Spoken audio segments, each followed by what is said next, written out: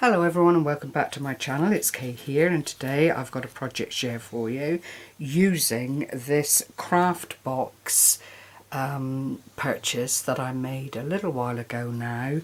They advertise quite regularly on Facebook, and on this particular occasion it was a special offer. There was a little sale on, and so I decided to indulge, as one does. It's not somewhere I usually purchase from. I think this is my second purchase over several months, even a year or two. I wouldn't like to say precisely, but what I did purchase was this 12 by 12 design 12 double-sided sheet 250 GSM Alice in Wonderland pad in blue, which I absolutely adore. And with that I also purchased this vintage Alice, as it's called here. Lots of people will know it, I'm sure. And these are 4x6 journaling cards, 7 designs, 30 double-sided pages, 190 GSM. Perfect for a lot of different uses, I can assure you. I have nibbled away at the front page here because there were images, another 4 smaller images on the base of this, but I'll just run through the first 6 designs because then it's repeated.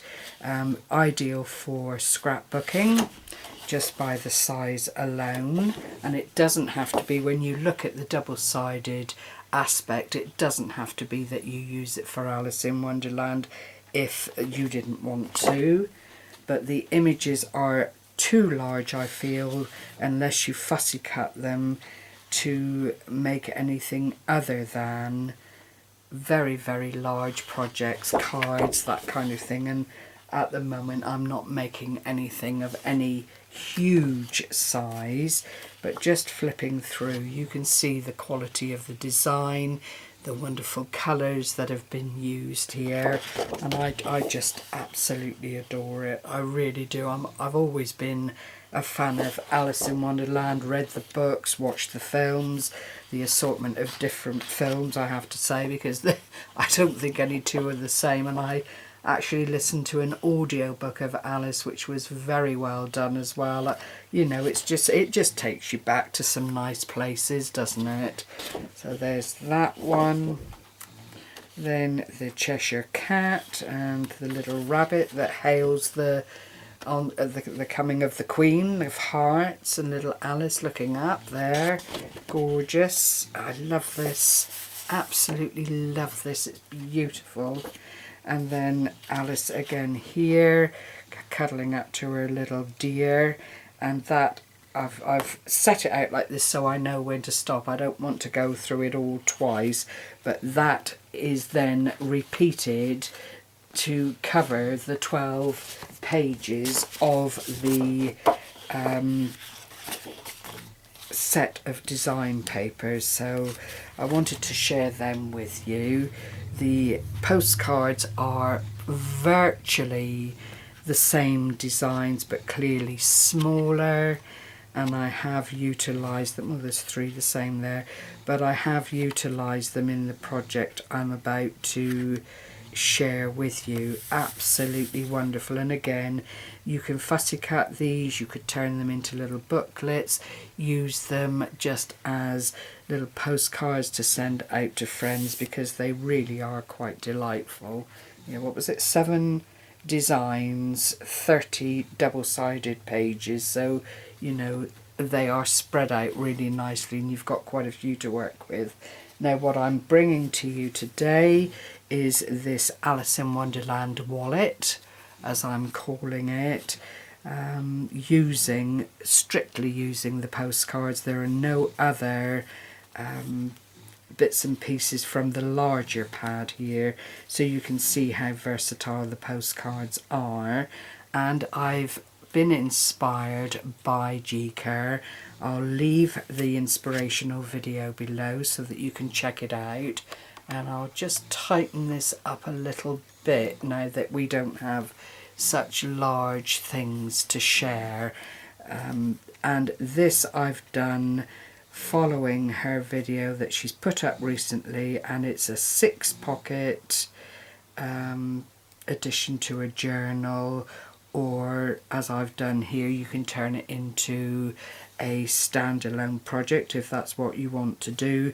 This also, if you were making a journal, could be just adhered on the back into that said journal, and it would make a lovely, lovely addition. But I could see this going out in as a standalone gift.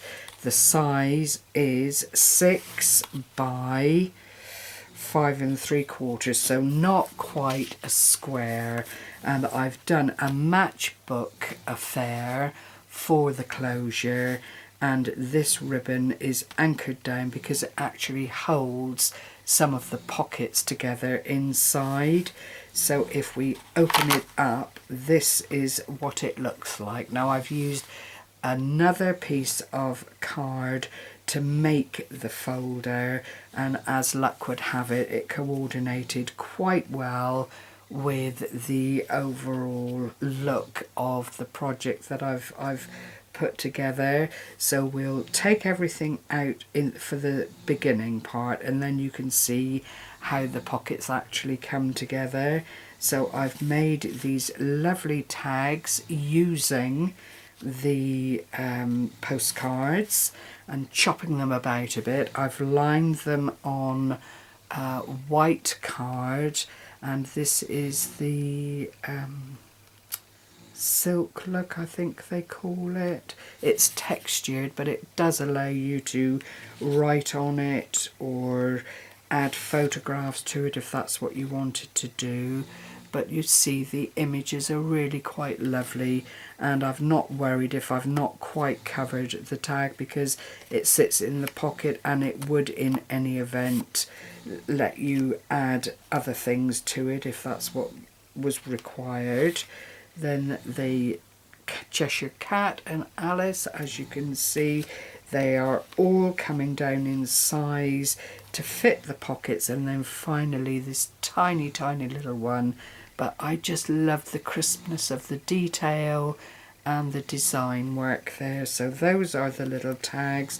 Now you can see the pockets very clearly. 1, 2, 3, 4, 5, and even this one at the back is a large, large pocket that you can put something into. But for the moment, I've just placed the A.T.Cs that I've made, and again, it is just using components, and I use some blue paper here for matting and layering, and the blue denim distress ink to go around the edge, and Tim Holtz, I can't remember which wordage pad, but it is one of his little pads.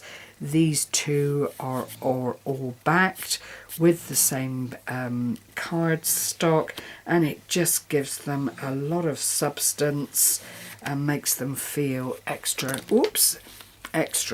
special when you hold them. I've put a little bit of the glitter, Stickles glitter, onto them as well, just to add that lovely little shimmer and shine. There's another one. All the sentiments are from the same pad. And again, another. I think I made 6 of these too, so it's a proper little batch cook project, but so easy to put together, and clearly it would suit any theme. You wouldn't have to be doing Alice in Wonderland. It could be a lovely Christmas gift or addition to a Christmas album. It really is a very, very versatile pocket set that would suit a lot of projects. So if we take them out, so that means there are 5 tags, 6 A.T.C, and when you open this, sorry, the ribbons got caught up here, it does open, but not hugely. You've got your tiered pockets as they stand here, and you can see they really are sizable pockets. That's virtually my whole hand inside the pocket on the top pocket, and that one is 5 3/4 inches, the same width across. There is the next one, and this one is 5 1/4, so it's 3/4 inch increments to fill all the pockets. And then I had to hold it all together in place. I've anchored down the back with glue and then wrapped this ribbon around that doesn't come undone, because I didn't want it to have that facility. I wanted it to be kept as it is, but clearly if you wanted to and you made this pocket scenario, you would be able to have it all open, and then you've got areas for tucking in bits and pieces and smaller pockets as they go down. This one is, roughly speaking, 3 3/4 down to 2 3/4, and then this final pocket which is 2 1/2. So, you know, and those are very loose measurements, because it's difficult to measure accurately in this particular scenario. So the video, as I say, that inspired me to make the pockets, I will leave underneath. But very basically, all you need to make the 6 pockets are 3 sheets of copier paper. You wouldn't be able to do it with card because it does require folding, and then you score one side, fold it in with a little flap and glue that down, and that then is folded to give you the sized pockets. But as I say, I will link it so that you can follow G's video, and hopefully you'll feel as inspired as I did to make a beautiful project with it.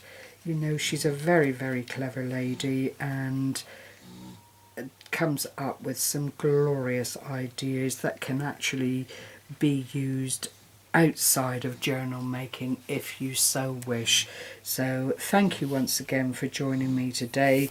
As always, I've enjoyed bringing this project to you in the hope that you feel inspired to go and check out other very talented ladies and put your own slant onto the projects that they share. So take care everyone, happy crafting, bye bye for now.